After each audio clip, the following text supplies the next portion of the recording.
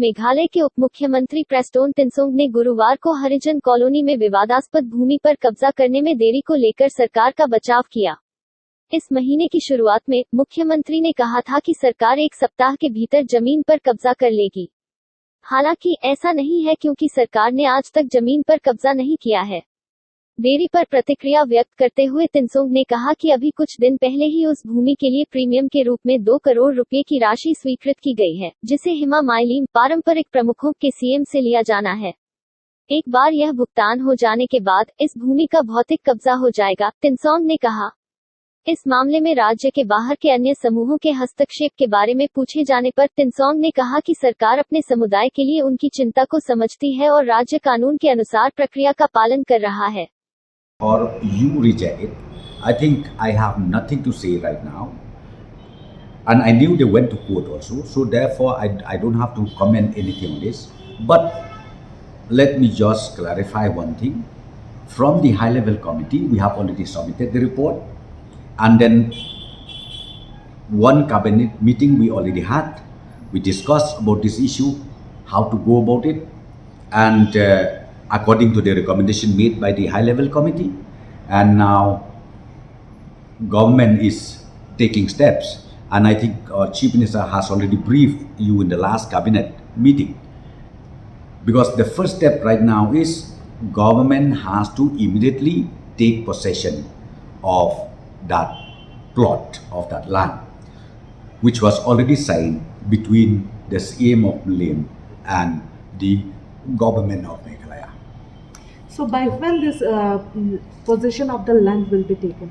Because see, some premium has to be paid, and in fact, just few days back, sanction has been accorded by finance department about 2 crore something, where we need to, we need to pay to the CM of Malayam one-time premium, that one-time premium as a token, where we need to pay them, and very soon this amount will be transferred to the CM of Malayam, and once that is done, physical taking over possession of that plot will take place. So what do you have to say on the people from outside the state? They have come to the state, it's like interfering into the state matters. What I would like to just appeal to everybody, our friends from outside the state, we also understand your concern. We understand their concern of their own community. Even ourselves, if we have such similar cases outside the state, means the government has to, has to do something. So my only appeal, my only request to be it the government or be it the NGO or be it anybody, please don't forget, government of Meghalaya or government of Punjab or government of Delhi or government of West Bengal or any government within the nation, we are being guided by the Constitution of India. We cannot cross that. There is a line already drawn.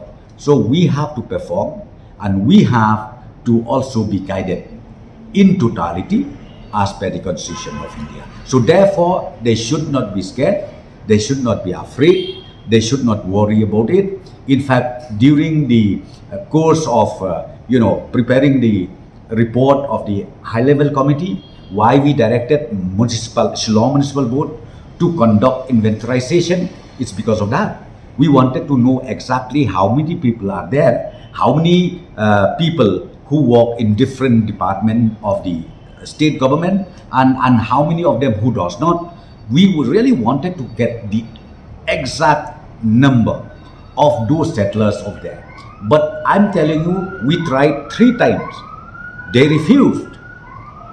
When you refuse means there's something wrong. Something wrong. So what I would like to request once again from the government side, please cooperate with the government. Why don't you cooperate with the government? Why don't you allow inventarization to take place? And you will be safe. You are safe. And we are here not to throw you out, but we are here to find out the exact numbers of settlers over there. And then once that is done, we will be able to tell them, okay, solution is here, we will do this, we'll do that, we'll do this. But the way they did, which they did not at all cooperate with the Federation, I think that is very unfortunate. So my last I don't know. In this particular case, the question of Land Transfer Act does not arise. The land belongs to Municipal Board, Shillong Municipal Board.